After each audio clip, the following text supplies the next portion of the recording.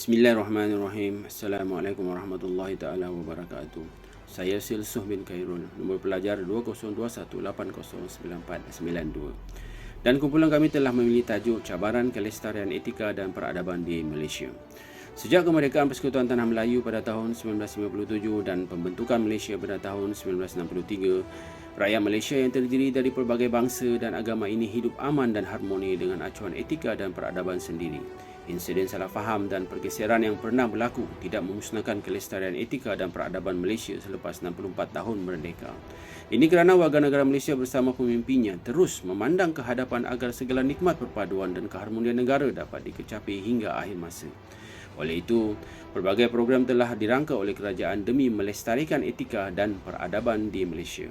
Antaranya ialah melaksana dan mengurus wawasan kemakmuran bersama.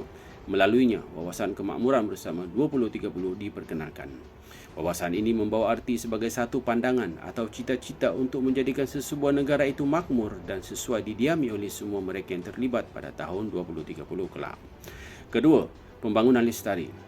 Pembangunan lestari adalah pembangunan keperluan masa kini dan akan datang yang mampan, seperti pembangunan infrastruktur Menara Merdeka 118 yang diperlukan untuk menjamin ekonomi yang kukuh di masa hadapan.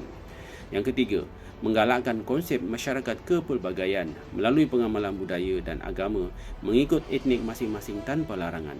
Ianya satu konsep yang terdiri dari pelbagai ciri seperti etnik, bangsa, budaya dan agama dalam satu wadah.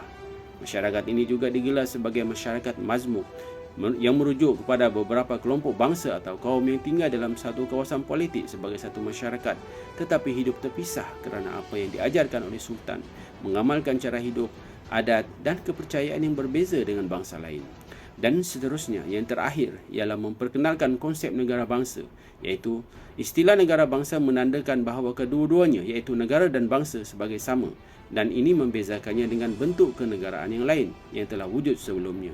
Jika berjaya dilaksanakan, ia menandakan bahawa rakyat yang berkongsi satu bahasa, budaya dan nilai yang bukan merupakan ciri-ciri negara yang telah wujud sebelumnya. Selain itu, galakan seperti penggunaan satu bahasa sebagai bahasa perantara dalam negara merupakan antara usaha untuk tujuan konsep ini.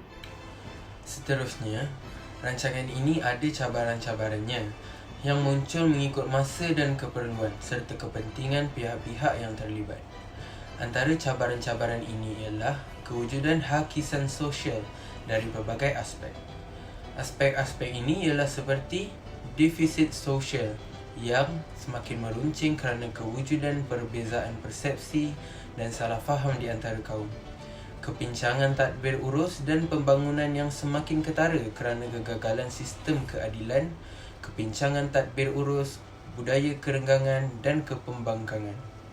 Seterusnya, masalah black economy yang wujud kerana pemerdagangan manusia yang semakin aktif dan pencemaran alam sekitar yang sangat membimbangkan kerana operasi sistem cukai di luar selia serta pemalsuan laporan pendapatan.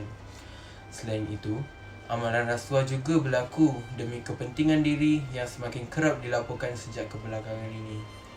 Ternyata, kelestarian etika dan peradaban di Malaysia sentiasa dicabar dan diancam oleh hakisan sosial yang lahir dari kelemahan manusia yang mementingkan diri.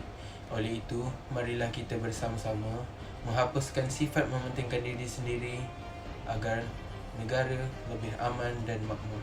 Sekian daripada saya, Muhammad Zulhazri bin Zulkarnain, nombor pelajar 2021685246 dari kumpulan NBT 2A.